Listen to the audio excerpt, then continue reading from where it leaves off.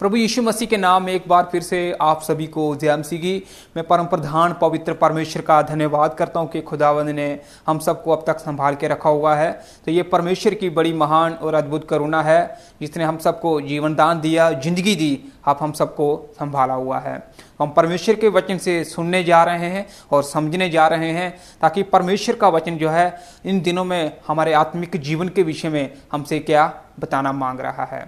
तो अगर आप हमारे चैनल के ऊपर नए हैं तो चैनल को सब्सक्राइब जरूर कर देना, लाइक और शेयर जरूर कर दें। इस वीडियो के लिंक को लेकर के आप अपने अजीज दोस्तों रिश्तेदारों के साथ शेयर करें ताकि वो लोग भी परमेश्वर के वचन को जानने पाएं और समझने पाएं।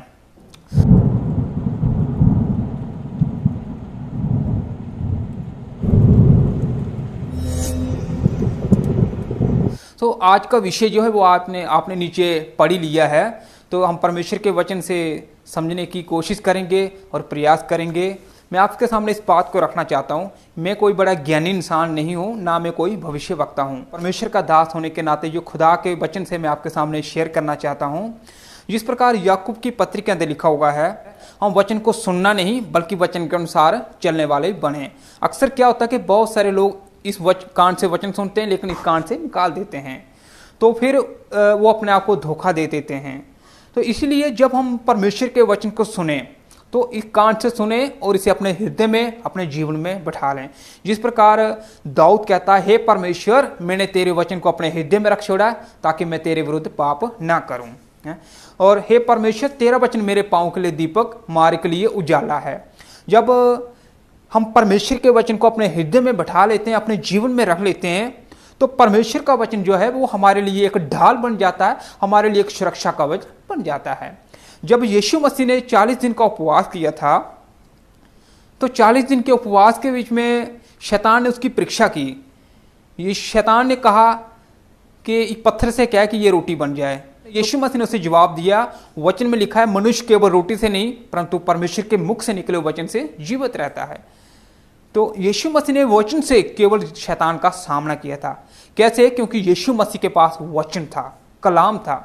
इस प्रकार जब हमारे पास वचन होगा, जब खुदा का कलाम हमारे जीवन में होगा, तब भी हम उसका सामना शैतान का कर सकते हैं। कैसे कर सकते हैं? फॉर एग्जाम्पल, मान लो जैसे कि वचन के अंदर लिखा हुआ है, अगर तुमने किसी पराई स्त्री के बारे में मन में सोच लिया तो समझो व्यभिचार कर लिया। अगर आपके मन में गलत विचार आ रहे हैं, गलत पराई स्त्री के बारे में विचार आने लगते हैं, तो आप उसी वक्त इस वचन का इस्तेमाल करें, शैतान दूर हो जा। क्योंकि वचन के अंदर लिखा है कि तू पराई स्त्री के बारे में मन में मत सोचना, अगर तूने सोच लिया तो समझो पाप कर लिया। तो आप इस वचन का जब इस्तेमाल करेंगे तो शैतान का आप सामना करते हैं, शैतान को आप तलवार से मारते हैं। तलवार परमेश्वर का वचन है जो है, तो शैतान जो है वो दूर हो जाता है। क्योंकि जिस प्रकार यीशु मसीह ने वचन से शैतान को डांटा था, उसी प्रकार आप ही शैतान को वचन से डांट रहे हैं। लेकिन ये तब होगा जब आप इस कान से वचन को सुन करके इस कान से ना निकालें। तो इस कान से सुनकर इस वचन को अपने हृदय में रख लें, तभी आप शैतान का सामना कर पाएंगे। तो चलिए हम परमेश्वर के वचन से पढ़ते हैं। दूसरा पतरस 3 अध्याय 3 से हम पढ़ेंगे। तो यहां पर इस प्रकार से लिखा हुआ, पर पहले ये जान लो कि अंतिम दिनों में हंसी ठट्ठा करने वाले आएंगे जो अपनी ही अभिलाषा के अनुसार चलेंगे। संत पतरस जो था वो अपनी कलीसिया को समझा रहा था और बता रहा था कि अंतिम दिनों में, एंड टाइम में ऐसा भी समय आएगा, ऐसे भी दिन आएंगे कि लोग परमेश्वर का वचन दूसरों को बता रहे होंगे, लोग दूसरों को सुसमाचार बता रहे होंगे, लोग औरों को प्रभु यीशु मसीह के बारे में बता रहे होंगे, पर लोग परमेश्वर के वचन का, खुदा का मजाक ले रहे होंगे। आज हमारे समय में, हमारी पीढ़ी के अंदर, हमारे ज़माने में ऐसा टाइम भी आ चुका है। हम बहुत सारे अक्सर ऐसे लोगों को सुसमाचार बताते हैं, लोग परमेश्वर का, उसके वचन का और मजाक करते हैं। और मैंने अक्सर बहुत सारे ऐसा भी देखा हुआ है मसीह लोगों के अंदर भी ऐसा भी सुना है और देखा भी है। और जो विश्वास से भटकेंगे, जो प्रभु से दूर भी हो गए हैं, उनका ऐसा भी मानना है कि हमने इतनी देर से पुराने विश्वासी हैं, तब से अब तक यीशु मसीह आया नहीं है, तो आगे कहाँ आएगा। इसीलिए संत पतरस इस बात को कह रहा है, पहले तुम ये जान लो कि अंतिम दिनों में हंसी ठट्ठा करने वाले लोग भी आएंगे।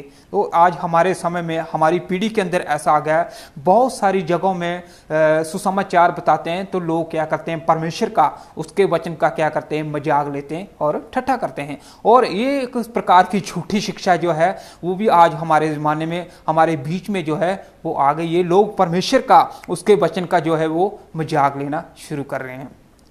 उसके बाद लिखा हुआ है, और कहेंगे उसके आने की प्रतिज्ञा कहाँ है। बहुत सारे लोग जो प्रभु से दूर हो गए हैं, वचन से दूर हो रहे हैं, और लोग तो कह रहे हैं, लेकिन मसीह लोग जो हैं वो भी इस बात को कह रहे हैं कि हम इतने पुराने विश्वासी हैं, इतने सालों से हम विश्वास कर रहे हैं कि यीशु मसीह आ रहा है, आ रहा है, आ रहा है। पास्टर लोग बहुत से यही प्रचार कर रहे हैं, यीशु मसीह आ रहा है, आ रहा है, कब आएगा। अभी तक तो यीशु मसीह आया नहीं है, अभी तक तो यीशु मसीह आया नहीं, क्योंकि जब से बाप दादा सो गए सब कुछ वैसा ही है जैसे सृष्टि के आरंभ में था। और वो कहते हैं कि सब कुछ वैसा ही है, भूकंप आए, महामारियां आई, बीमारियां, ये सब कुछ वैसा ही है जैसा शुरू में हमारे समय, हमारे बाप दादा के जमाने से अभी तक हमारे चलता हुआ आ रहा है। सब कुछ वैसा तो वैसा ही चलता हुआ आ रहा है, सब कुछ वैसा ही है। तो यीशु मसीह कब आएगा। लोग विश्वास से भटके, प्रभु से भी दूर हो गए इसी बात को लेकर। उसके बाद प्रभु का वचन कहता है, प्रभु अपनी प्रतिज्ञा के विषय में देर नहीं करता जैसे देर कितने लोग समझते हैं। परमेश्वर अपने दूसरे आगमन पर आने पर देर नहीं कर रहा है, पर लोग समझ रहे हैं कि देर कर रहा है, परमेश्वर आने में देर कर रहा है। पर तुम्हारे विषय में देरी करता है और नहीं चाहता कि कोई नाश हो, परंतु ये कि सबको मन फिराव का अवसर मौका मिले। मेरे भाइयों, मेरी बहनों, मैं आपके सामने इस बात को रखना चाहता हूँ, अभी भी, आज भी हमारे समय में बहुत सारी जगह हैं, बहुत सारी ऐसी स्थान हैं, गांव हैं, शहर हैं, बहुत जगह विश्व में भर में जहां तक यीशु मसीह का सुसमाचार नहीं पहुंचा है, जहां तक लोगों को प्रभु यीशु मसीह के बारे में पता ही नहीं है। मैं अक्सर बहुत बार ऐसे गांव में गया हूं, गांव के लोग होते हैं जो बेचारे, मैंने उनको यीशु मसीह के बारे में बताया कि क्या कभी आपने प्रभु यीशु मसीह के बारे में सुना है। वो कहते हैं ये होता क्या है, प्रभु यीशु मसीह है क्या जी ये। मेरा कहने का मतलब यह है कि अभी तक लोगों को यीशु मसीह के बारे में नहीं पता है। तो प्रभु यीशु मसीह जो है वो बिल्कुल नहीं चाहता है कि कोई व्यक्ति नाश हो, कोई व्यक्ति नरक में चला जाए मेरा सुसमाचार सुनने के बगैर। इसीलिए प्रभु अपने आने की देरी में है, इसीलिए प्रभु अपने आने की देरी में, क्योंकि प्रभु यीशु मसीह ये बिल्कुल नहीं चाहते हैं कोई भी व्यक्ति नाश हो, बल्कि प्रभु यीशु मसीह ये चाहते हैं सबको मन फिराने का एक मौका, एक अवसर दे रहे हैं प्रभु यीशु मसीह। और वचन में लिखा है, तो जबकि ये सब वस्तुएं इस रीति से पिघलने वाली हैं, तो तुम्हें पवित्र चाल चलन और भक्ति में कैसा अनमनुष्य होना चाहिए। तो मैं आपके सामने इस बात को रखना चाहता हूं कि हम सब जानते हैं कि प्रभु यीशु मसीह के आने का समय जो है कितना नज़दीक, कितना ज़्यादा और निकट रह गया है। हम कितने ज़्यादा सेकंड कमी के निकट आ चुके हैं कि प्रभु यीशु मसीह बादलों पर सवार होकर के आने वाले हैं। इसलिए वचन हमें कहता है कि हमें अपने आप को पवित्र चाल चलन बनाए, पवित्र जीवन जीना है, पवित्र जिंदगी जीना है। ये मैं नहीं कह रहा हूँ, ये वचन कह रहा है। तो ये सब वस्तुएं इस रीति से पिघलने वाली है, ये सब कुछ जो है बर्बाद होने वाला है, ये सब कुछ खत्म होने वाला है। तो तुम्हें पवित्र चाल चलन और भक्ति में कैसे मनुष्य होना चाहिए, जिस प्रकार पतरस की पत्री के अंदर लिखा है, जैसे तुम्हारे बुलाने वाला पवित्र है वैसे तुम अपने पूरे सारे चाल चलन में पवित्र बनो।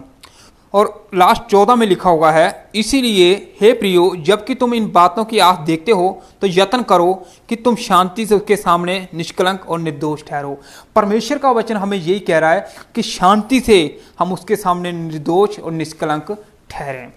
इसीलिए मैं आपके सामने इस बात को रखना चाहता हूं, जैसे कि हम सभी जानते हैं कि आज हम अंतिम दिनों में, एंड टाइम में अपने जीवन को व्यतीत कर रहे हैं, और शैतान की कौन कौन सी प्रकार की योजनाएं जो हैं, शैतान का एजेंडा जो है वो बनाया जा रहा है, फैलाया जा रहा है। टेलीविजन के ऊपर, टीवी के ऊपर, अखबारों के ऊपर, न्यूज़पेपर के ऊपर, चैनल के ऊपर सब कुछ सुन रहे हैं, देख रहे हैं कि हम एक अच्छे स्लोगन सुन रहे हैं, अच्छे स्लोगन की ओर, अच्छी बातों की ओर आकर्षित हो रहे हैं। हमारे लिए भविष्य में ये होने जा रहा है, वो होने जा रहा है। इन सब चीज़ों के आधार पर हम अच्छी एक चीज़ों की ओर आकर्षित होते चले जा रहे हैं। लेकिन अगर हम बाइबल पर ध्यान दें, बाइबल की भविष्यवाणियों पर ध्यान दें, वचन पर ध्यान दें, तो हम एक बहुत ही खतरनाक, बहुत काली रात की ओर आकर्षित होते चले जा रहे हैं।